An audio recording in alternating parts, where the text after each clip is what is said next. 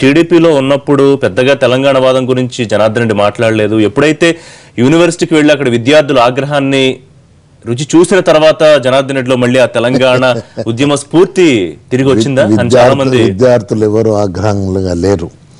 నాకు పూర్తిగా గుర్తుంది. నా దగ్గర మొత్తం టోటల్ గా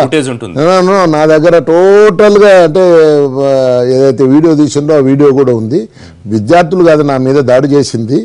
ఇవాళ చెప్పాలనుకుంటే ఇవాళ పెద్ద నాయకులను ఎవరైతే టీఆర్ఎస్ లో క్లెయిమ్ చేస్తున్నారో నేను ఆ రోజు మొత్తం ఎంతమంది అండి 46 మంది అంటే మేము ఎమ్మెల్యేలకు అంటే ఇక్కడ నేను ఫోరం పెట్టుకున్నాను, తెలంగాణ తెలుగుదేశం ఫోరం పెట్టుకొని ఒక్కసారి మేము అంటే నేను రంగంలోకి దిగితే 69 నా నేపథ్యం చూసుకొని ఇలా 10 మందితోటి పటపట అని చెప్పి ఎంత లొట్టన్నా నేను ఉద్యమంలో ముందుకు పోతే, ఎందుకంటే నేను ఎప్పుడు కాంప్రమైజ్ గాను.